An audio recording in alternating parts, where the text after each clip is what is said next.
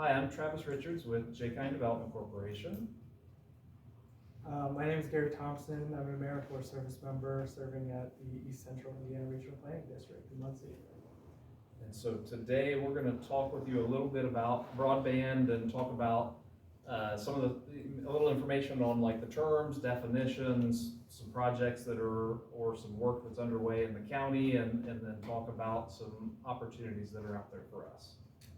Yeah, so we figured that we would start off by just giving everybody a basic understanding of what broadband is, so that when we are talking about it a little later on, everybody understands what we're talking about, and hopefully it benefits you guys in your daily life as you sort of navigate your way through this space as well. So the first term that I want to go over with you guys is download speeds. So when everybody talks about having 1 gigabyte speeds or 500 megabits of speed at their house, they're usually talking about the download speed. It's something that's been prioritized by a lot of ISPs and telecommunication companies for a while, because it was really the only thing that mattered, was getting information to a household. And that's what download speeds essentially are. They're how fast do you receive information from outside of your household. And so if you want to go ahead and get to the next term. The next term is the opposite of that. It's just upload speeds. So this one tends to be prioritized a little less by companies, but it's starting to pick up in emphasis now because people are discovering ways to utilize upload speeds more now. But it's essentially the rate at which you can put out information. So this term usually is referred to when you're talking about uploading a video to some sort of website, particularly YouTube is usually where that comes into play. But it can also be if you're uploading a file to your email. One of the more serious uses is when hospitals are sending out information to maybe an emergency room and they have to get that information right away. That can also have, upload speeds tend to have an impact on that as well. How much information can they push out to that emergency room. So the next stuff about broadband I'll be talking about is the technologies that broadband is served through. So one of the most common types is DSL or just telephone lines. This one is usually built out by telecommunication companies, so your phone company, and this has been around since I think the 90s or the 80s. So it's been around for a while. But these are usually copper lines that can also send information through them, for your internet service as well. And similarly, cable lines have been used to send internet to people's homes, and cable companies have been around as well since the 80s or 90s and have been doing this for quite a while. Some of the newer technologies, I guess, are satellite and broadband over power lines. Satellite is mostly utilized when a household is quite remote. So people living in severely rural areas or even in mountainous areas like the Appalachian area in Kentucky, satellite comes in real handy because it can just beam down information to people from above, and you don't have to build out all of this expensive infrastructure to them and try to reach them in this remote location. Satellite tends to be a little less, what do you call it? You have data limits more often. Yeah. So it's less reliable. Yes. Yeah, it's less reliable because you can't get as many people on the same service.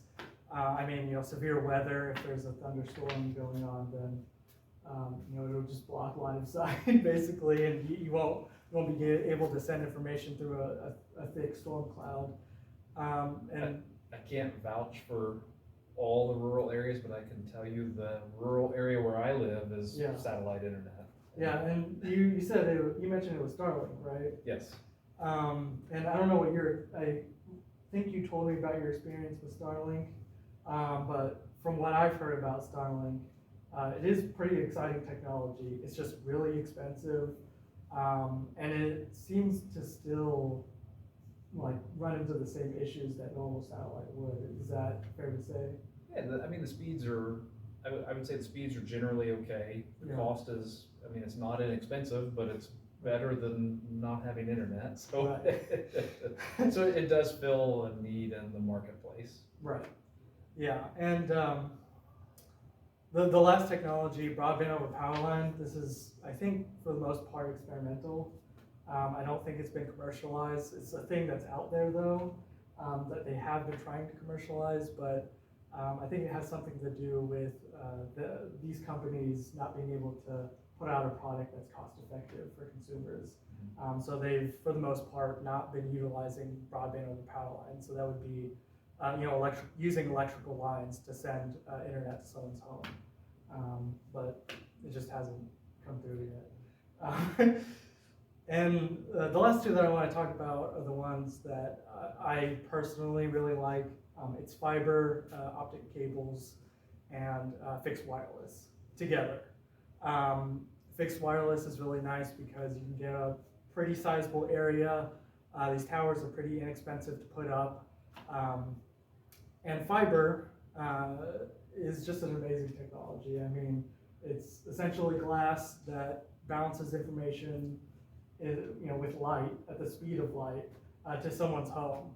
And because of that, it's essentially future-proof, or what they call future-proof. And just this amazing technology. I mean, I think they get up to speeds of, hundreds of gigabytes up to, I think, tetrabytes and petabytes, which inside of a lab. But it's this amazing technology. The hesitancy with fiber in a lot of communities, and understandably so, is that it's really expensive to build out. It's getting cheaper now, but in general, it's pretty expensive to build out all at once, especially if you have a lot of remote locations, a lot of rural areas like Jay County does. Sure. It can be a pretty sizable chunk of a county's budget to connect people with fiber. But what I like to say is, take little bites out of your county, just keep moving forward, and eventually you'll have everybody connected. It doesn't have to be this, big, project. So fiber, I don't really understand. I know you send little pulses of light down these glass tubes, and then all of a sudden, the picture shows up on the computer screen.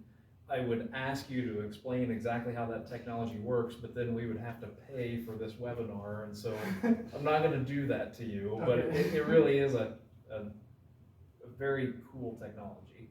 Yeah, and I probably wouldn't be the best person to explain how it works either. I'm not an engineer or anything. For the most part, I've just read about this technology. But yeah, I mean, it's like they use a specific type of light that contains information, and then they send it through this cable. But yeah, that's all I can say myself.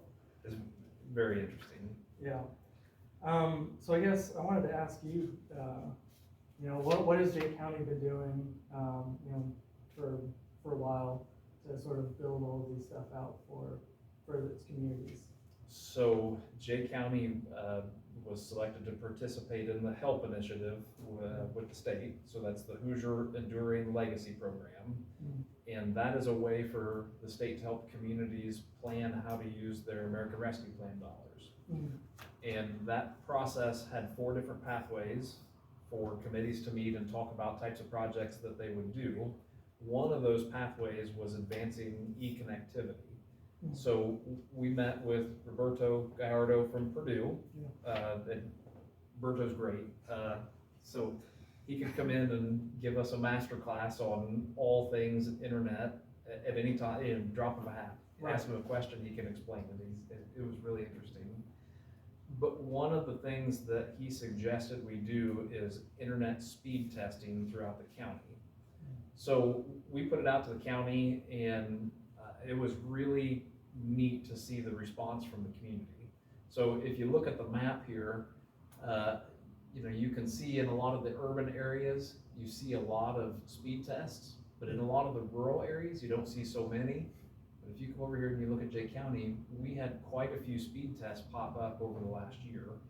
I don't remember the exact number, and it was over 850 different speed test locations according to the data.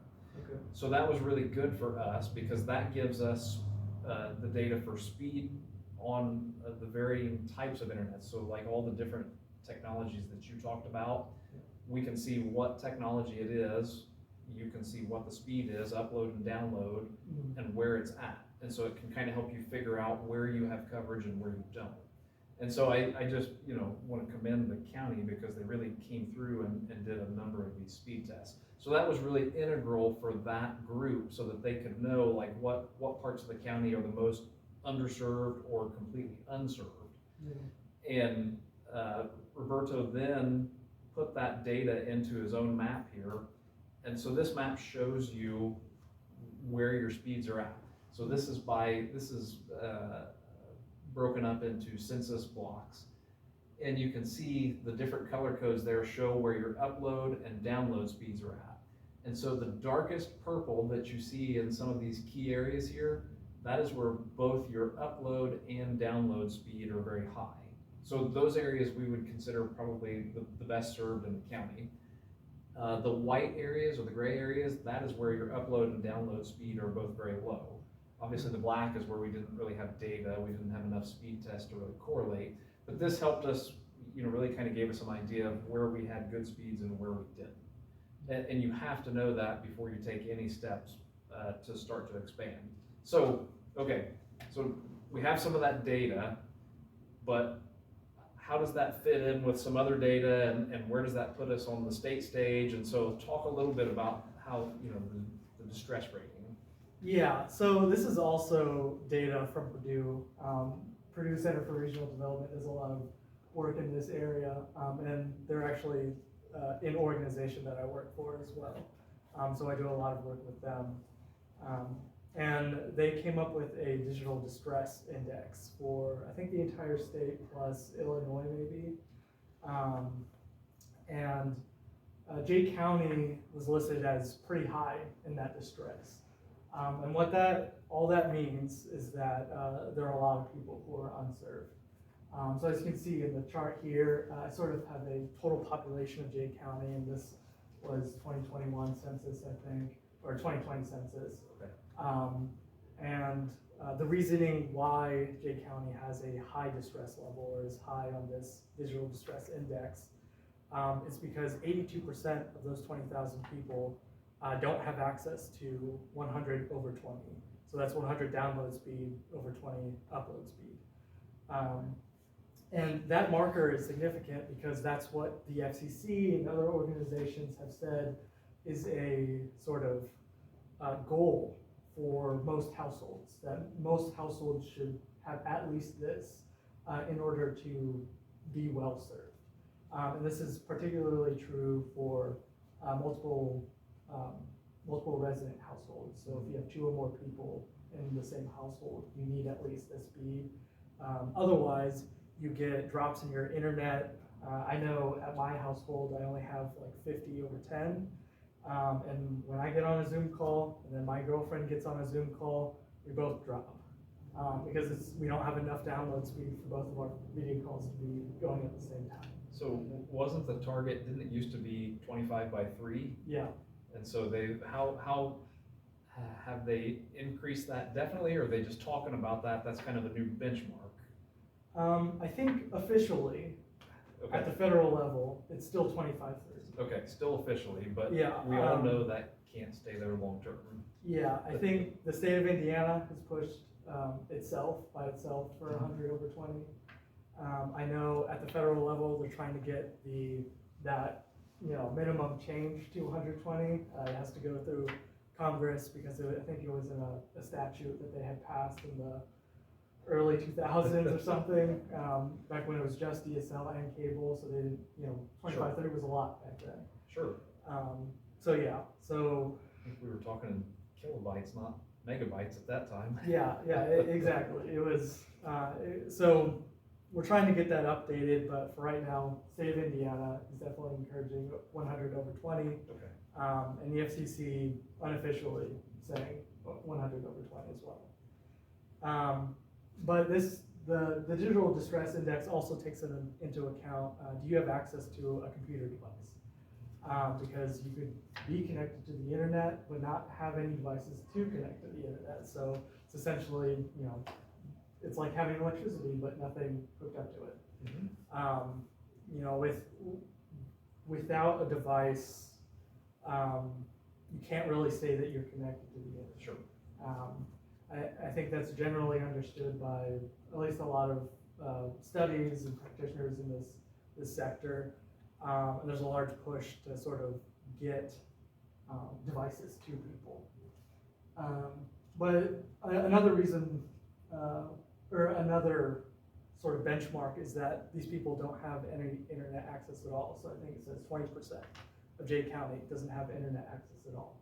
So obviously that means that there is some issues with broadband and whatever those areas happen to be. Yep.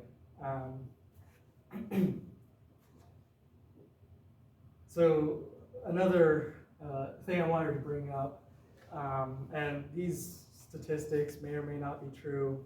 I got them off of, what was it called? I think it was called Education Superhighway. It's an organization that looks into K-12 students specifically, a lot of different data that they collect. And one of the data that they do collect is broadband access. Sure. And this was the data that they had on Jay County. I think again it was like 2020 or 2021. There were about 3,000 kids enrolled in the Jay County K-12 system, and about 600 of those kids didn't have internet access at all. Whether that be again one of those factors, they didn't have sufficient internet access, they didn't have a device at home that they could access the internet with, or they just didn't have internet access at all. Sure. So obviously a very big distress, statistic that needs to be addressed when it comes to broadband as well. And I know you had mentioned that Jay County was specifically looking into areas with kids as well, so I wanted to bring up that statistic. Definitely. So this data is about overall health by generation. I think this data was collected by the American Psychological Association back in 2020 and 2021. Mm-hmm.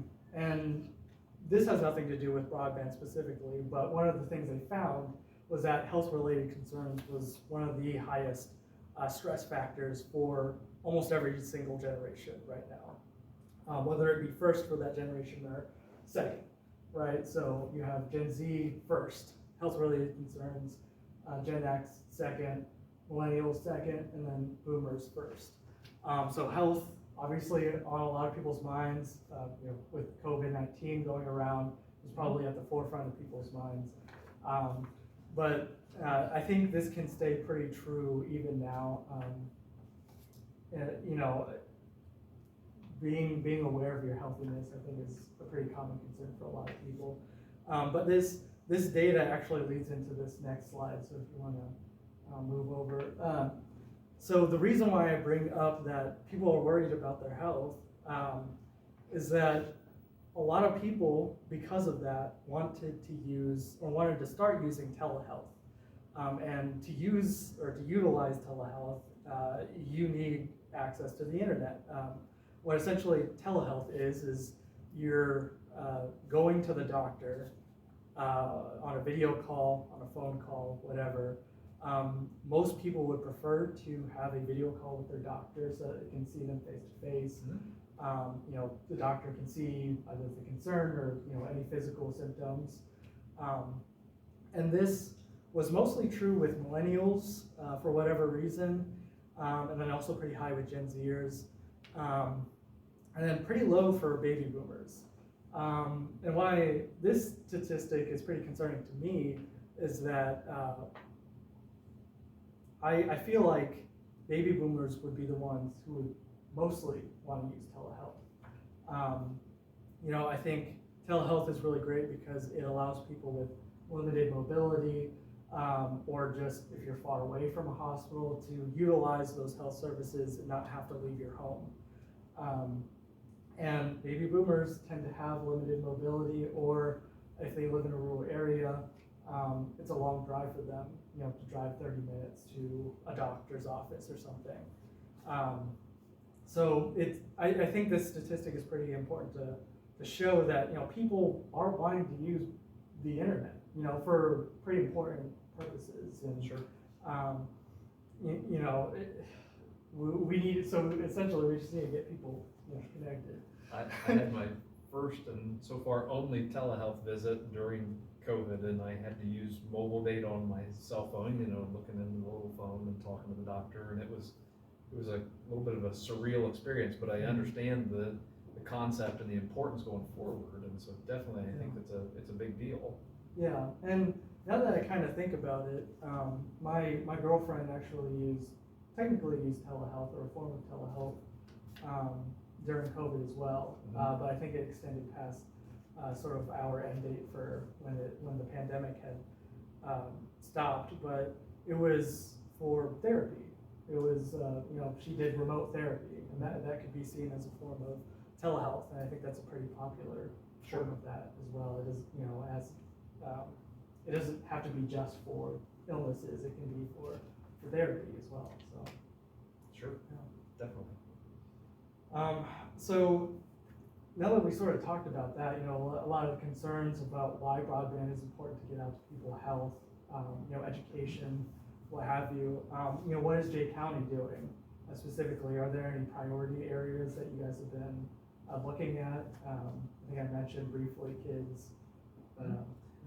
Well, so back to the data points, we did the speed testing, and that data was really invaluable for us to figure out what parts of the county needed better access or just flat out needed access. Mm-hmm. And so we went back to the drawing board, and I showed you a map that PCRD had done earlier, but they also did this map for us, which shows us internet speeds and number of children by census block. And so that gives us another layer that we can look at, because you think about like e-learning days or remote learning days and how important those are, and I think that's going to continue to grow over time. So we wanted to prioritize census blocks or places where there are a higher concentration of kids that are in school. And so if you look at this map, you can see that there are kind of these gray areas, there are orange areas, there are red areas, and yellow.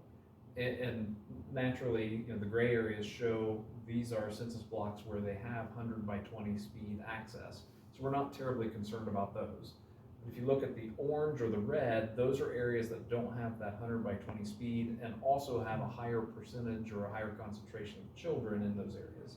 Mm-hmm. So having that information kind of gave us a place where we could jump off and give us kind of the areas we wanted to target for expansion, because like you mentioned, fiber expansion and other types can be really expensive, and so you've got to maybe take it in some bite-sized areas if you can't take the whole county at once.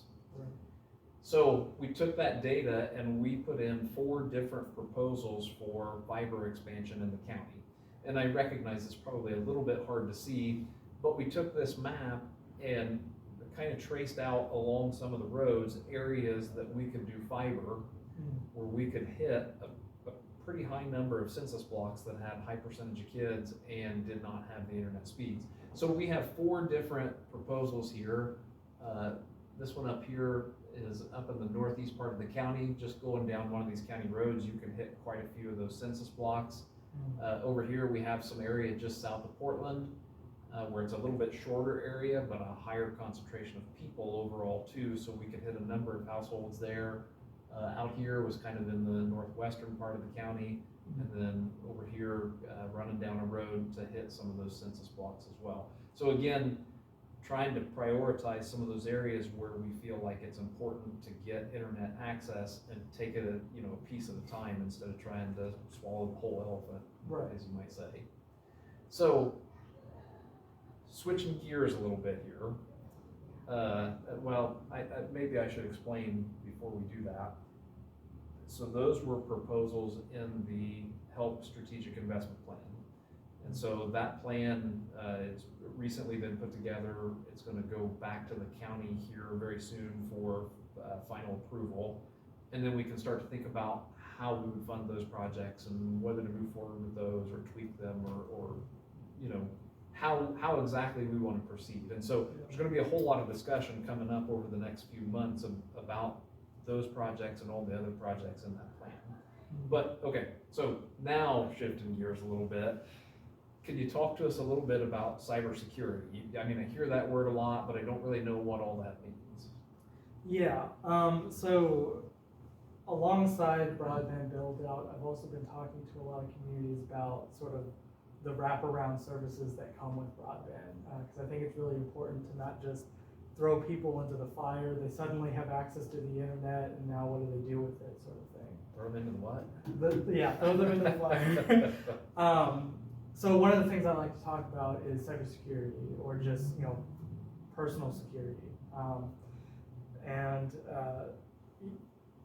I probably wouldn't be the best person to talk to. We have Taylor Hollenbeck from the Indiana Office of Technology that could probably speak a little more on this.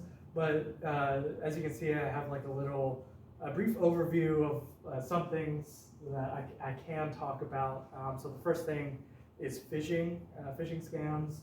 This usually comes in the form of emails that aren't legitimate, so they come from foreign actors or just malicious people trying to get personal information, credit card information, usually financial, to steal whatever from you, right? And a lot of these can be avoided just by not clicking any suspicious links. So you just get a random email about you won $20 or you won a reward from Walmart. Usually you don't want to click on those links. And if you think an email is legitimate, a really good practice is to call whoever you think the email is from, just to verify that it is a legitimate email. I know my girlfriend works for Deloitte Consulting in Indianapolis, and as a part of their practice, they send out fake phishing emails to their employees every so often, just to make sure that their employees are knowledgeable and won't give out information. I hope she passes.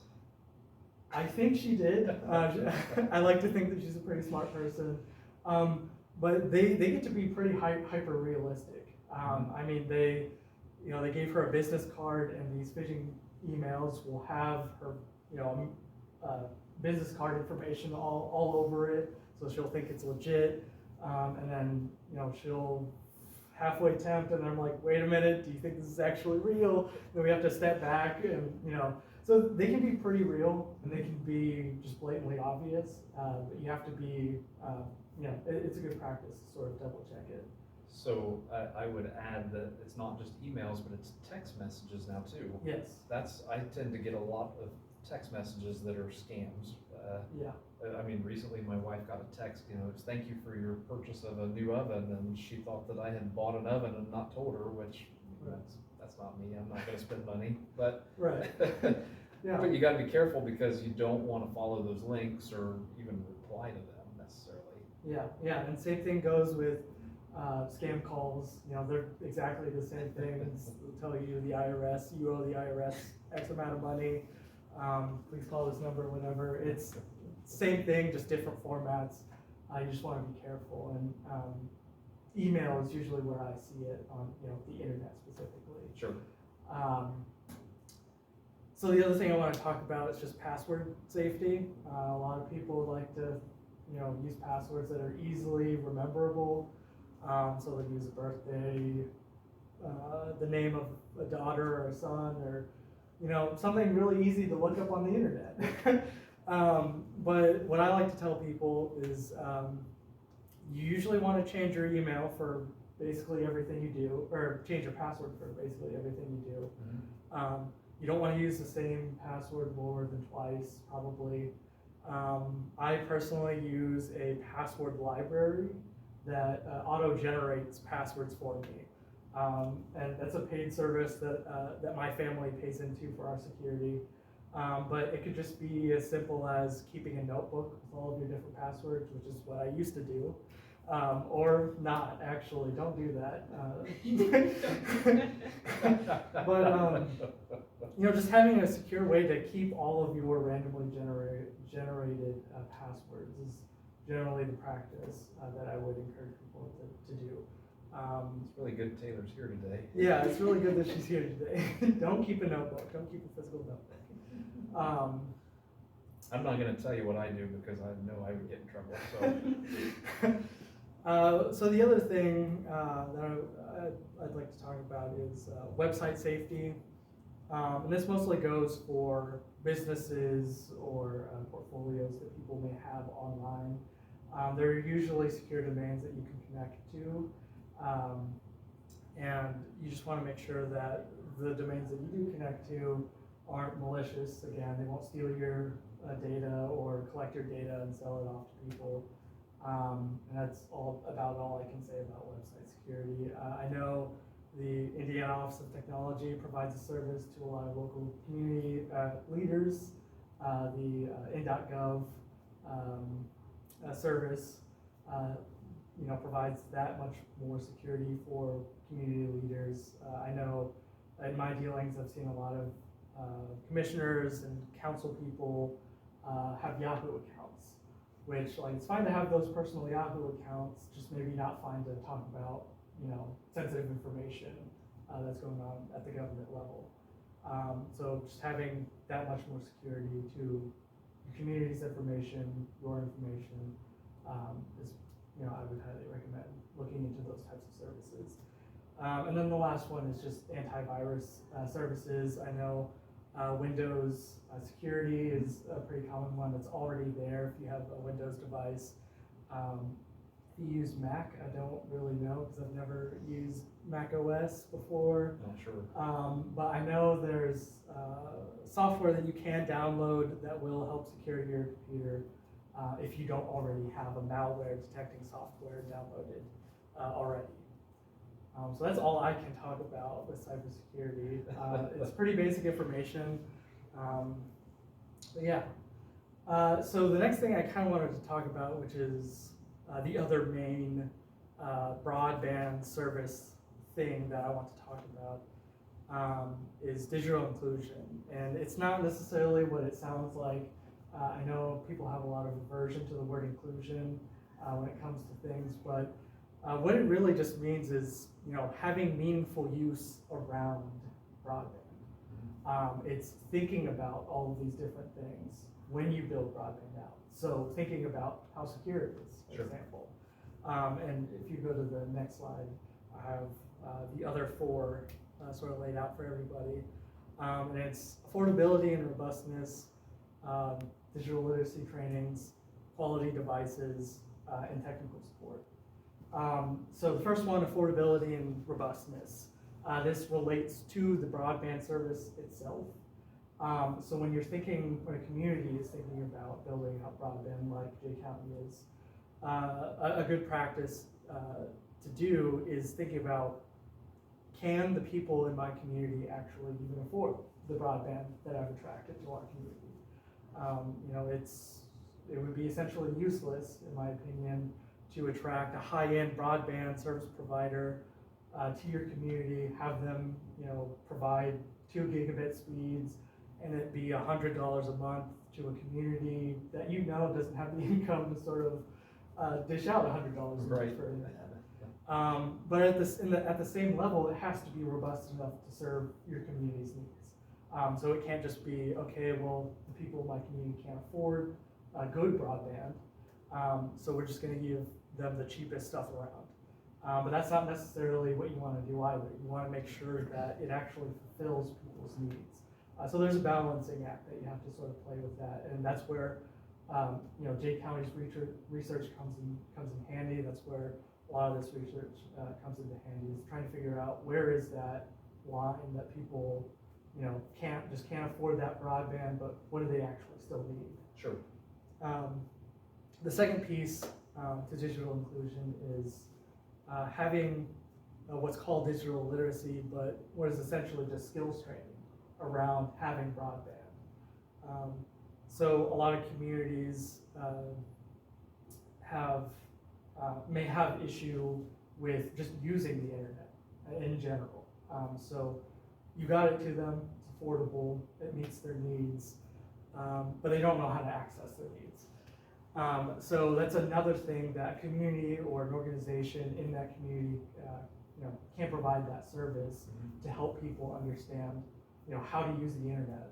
And again, this is sort of where that using the internet safely comes Sure. into play as well. What do you look for that could be malicious? How do you Google search? How do you apply for a job on the internet? How do you find these trainings or whatever? How do you use Netflix? That's also an important skill to have now too. But I know a lot of the focus has been around technical training as well. So we need more people to know about the internet, working in that space as well. So having organizations teaching that as well is pretty useful, especially if that community finally has broadband. People can study in that field, they can get a job in the area, hopefully. Another piece, which I kind of talked about earlier, is having quality devices. So it's not enough to just have broadband and it be affordable. It's not enough to know how to use the internet. You have to be able to actually access the internet. There's, like I said, it's like having electricity, but just nothing hooked up to it. And so what is the electricity there for? And I think I mentioned this before, but there are a lot of programs out there now recognizing that, okay, you can afford to have broadband at your home, right, your apartment or whatever, but you can't afford to buy a new $600 laptop. So a lot of programs, I think I talked about this a little later, so I won't stay too long on it, but a lot of programs like Comcast Essentials, and there's an organization called PCs for People that unfortunately doesn't serve Indiana, but they serve Illinois and Ohio, have these computer refurbishment programs where they'll give people computers for cheaper. It'll be like, $40, $50 or something to get a computer from PCs for People. So there's that, and then lastly is technical support. And I think this goes for both the obvious sort of technical support, so being able to set up your router, and if you can't figure it out, you call somebody to help you out, or if you have an issue with your computer, being able to call someone to help you out. But also maybe the not so obvious to some communities. Maybe there's a family that doesn't know English as their first language, but all of the internet service providers in their area are only English speakers. So then that family is essentially intimidated into not having internet at all because they don't want to have to deal with sort of navigating that barrier. And I know I work with someone in California whose family experienced this exact same thing. I think her family was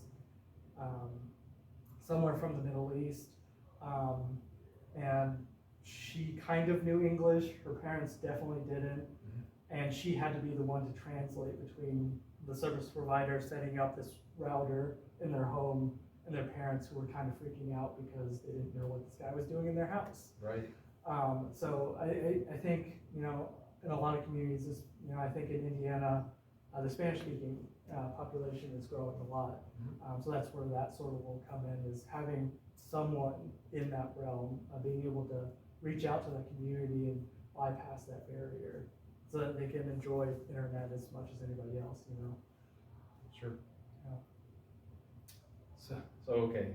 So now let's talk about what may be really important to some folks that are paying attention here. So there are some programs that can be of assistance for individuals and communities. So tell us a little bit about that. Yeah, so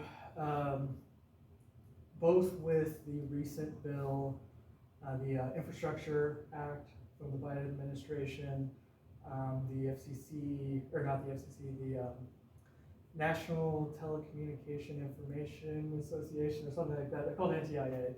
I don't remember their full name. You There's- could rattle off any Yeah. words, we would believe you. But there has been a significant push into the broadband sector. A lot of investment going on. So there are a lot of programs out there now who have either gotten support now or have been created to provide different things to communities who are newly introduced into this broadband space. So one in Indiana is called the Indiana Connectivity Program. And I'll let you talk about that a little as well, but what it essentially is it's a last mile program, and basically if there's a house on your street that has internet, but you, being their neighbor right next to them, doesn't have internet, you can apply to this program, and a internet service provider will see your bid and potentially pick up your bid to then build out to your home. And I believe it's the Office of Community Rural Affairs that runs this program. And their goal is to sort of do that bit by bit, trying to reach out into more rural counties or communities. Sure. Because it is really expensive to sort of extend lines into rural communities. So they're trying to get at it bit by bit. And I didn't know if you wanted to comment on that or not. I mean, no, this is just a way for them to kind of take small bites. It's kind of like low-hanging fruit, because you may have internet near you, but not right to your house. And so this is a way to get more people connected without a huge amount of investment. Right. And so this is a program that can be really useful for folks, and individuals can apply, and so that's a little different than most Ochre programs. And so certainly anybody who's paying attention, we will post information about this and links to the Ochre page on our website and through social media and stuff, so that everyone can find all the information. So good program. Yeah. And a similar program, but not to be confused with the Indiana Connectivity Program, is the Affordable Connectivity Program, which that is a federal program. And it essentially, what the ACP essentially does is it provides a discount to your internet service. I think it's a $30 discount. And it's pretty helpful. ISPs, participating ISPs have created services specifically geared towards the ACP so that your service will be free. So it'll be a $30 plan, but you'd be able to apply to the ACP, and then it would become free. That service would become free. Now, I do think that this is also a semi-device program as well as an affordability program, because they have some sort of device program set up alongside this for you to afford devices to connect to the internet as well. I think it's like you put in $10 to $50, like more than $10 but less than $50, you can get a device from them. I don't think it started yet, so I don't know. That's why I don't know much about it, because I don't think anybody's used it necessarily yet. But it is there, and it's something to watch out for, because it's just one more thing that people can utilize to get devices to their homes. And it's based on income level. Yeah. So it's I forget what percentage it is, but it's some percentage of the poverty level.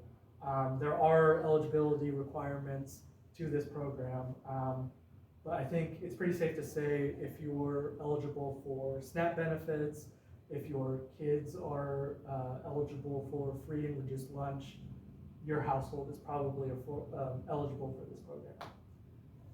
Again, information will be included, so you can go check that out. So this next program on the list here is called Bite Back. This is pretty not known in the Midwest, I think, but I've encountered it a few times in my travels for this type of work.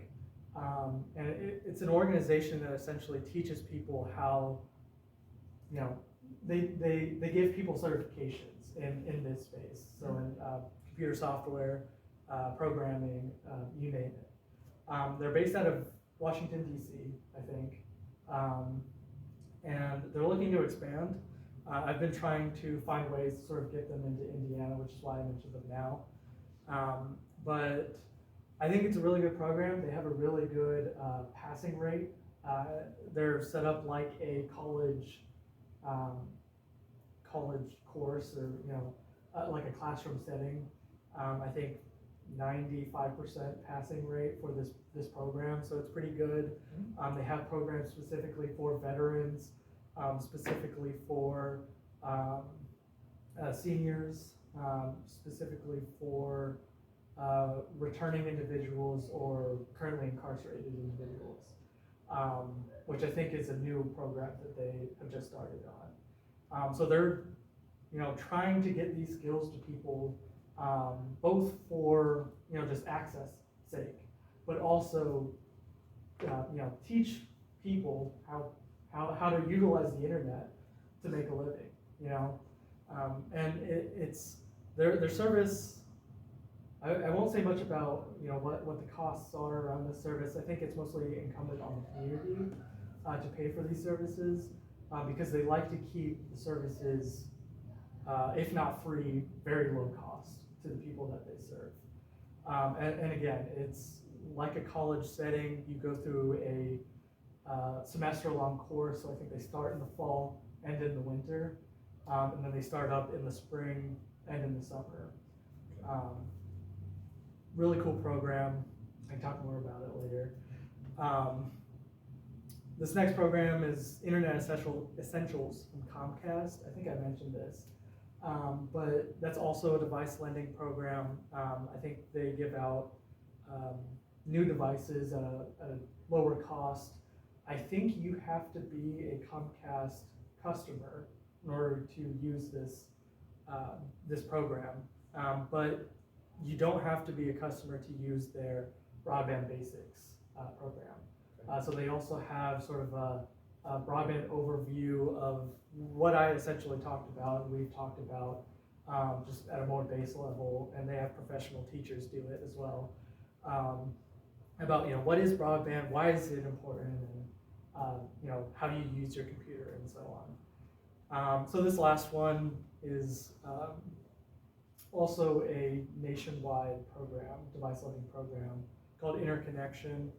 I forget where they're based out of, but they also provide devices at lower reduced costs to people across the country.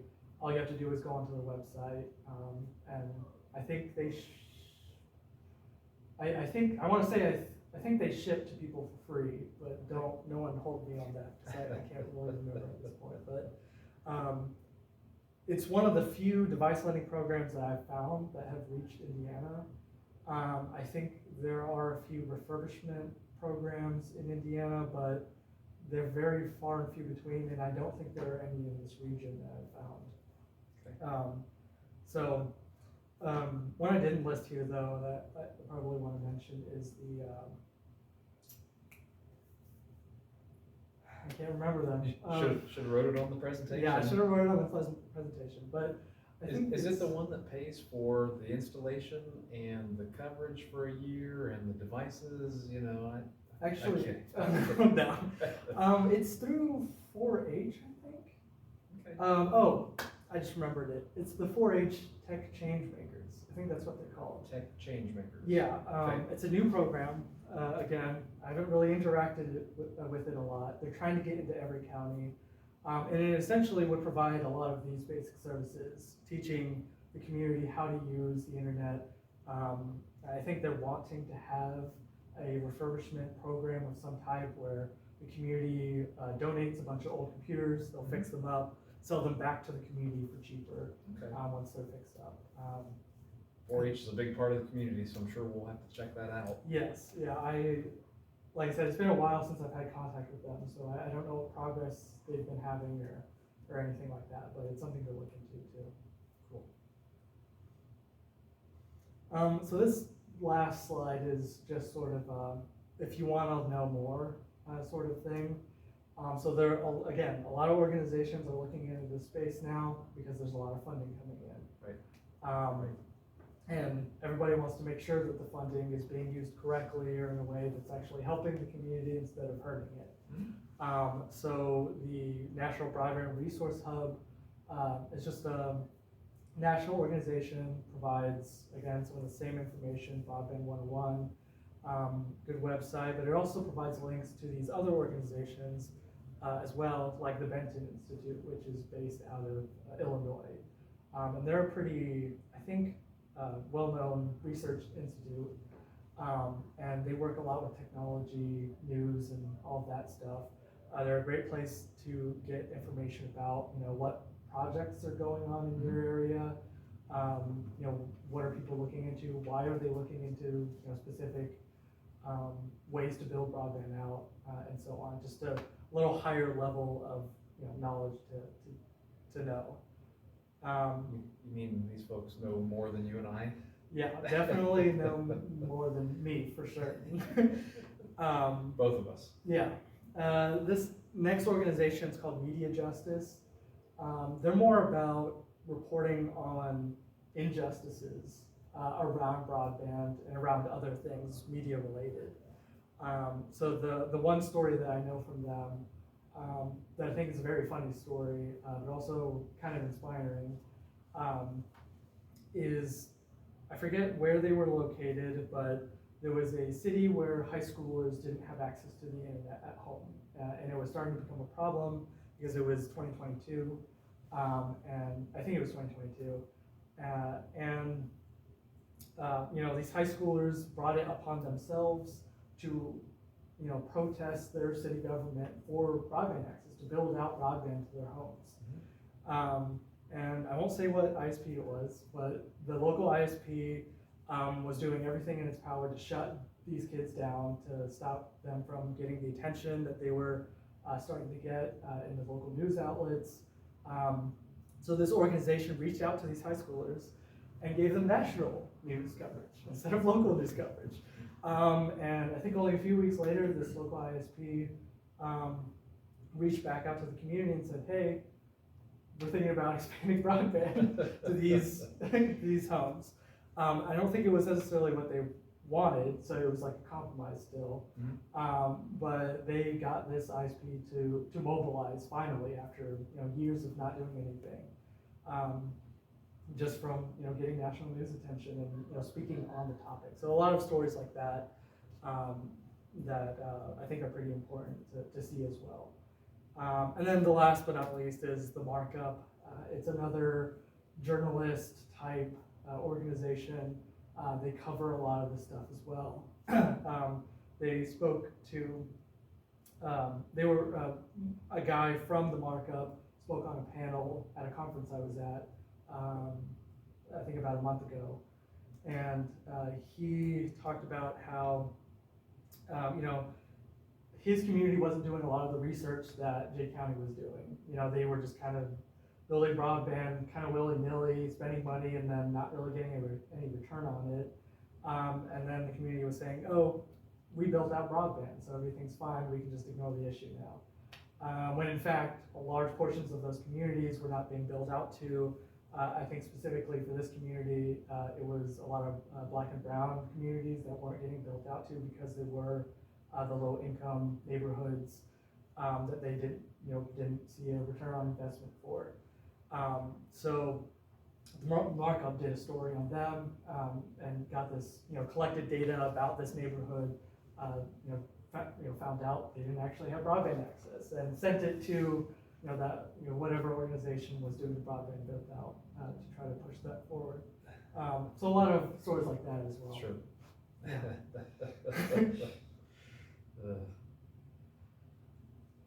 Okay, so we've been Fireside chatting for a while now. Yeah. So I think maybe we would open it up, and if anybody has any questions or anything they'd like to add, this would probably be the time to do that, right, Gary? Yeah. Okay. Anybody have any questions? And if you're too shy to ask in front of others, you can always ask us later, don't worry. Yeah. And Taylor, also, if you want to talk more about Indiana Office of Technology at this time too.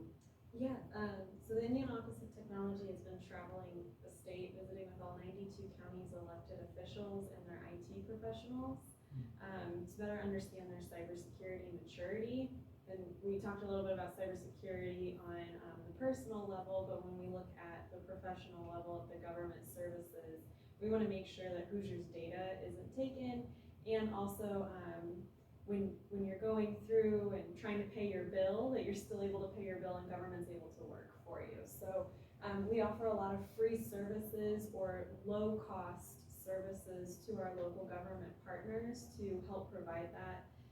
The one thing about cybersecurity too that I wanted to touch on with links and websites, we offer that in.gov domain for free. And we really are trying to push our local government communities to an in.gov or a .gov, which is the federal opportunity for that. But reason being is legitimacy. When you as a constituent want to pay that bill, you want to make sure it's not a .com or a .org, just because that's easily spoofed by bad actors. So we're trying to get that all on the .gov. We also are receiving $20 million from the federal government to start providing cybersecurity services to our local government entities. So that's the other reason for our travels. And we just understand that as broadband becomes a bigger conversation, especially for our constituents, but then also our local governments, we also want to make sure that digital literacy and cybersecurity is partnered with that. And I can keep talking, but I've got handouts that I'll leave with you guys that if you want to pass those along, please feel free to do so. Would be glad to. Good. All right, perfect. Thank you. Well, Gary, anything else you want to add today? No, I think we talked a lot about broadband. Yeah, I mean, I guess if anybody has questions for me later on that sees this video, or There's your email and phone number right there. phone number's right there. You know, I think I'm going to be working at this for quite a while. I'm trying to work past my service time in this region. So hopefully I'll be around to keep this work going and help people out in this region. Very good. Well, thank you very much for coming here today and taking time out of your schedule and sharing with us. We very much appreciate it. Yeah, thank you for having me. Yeah.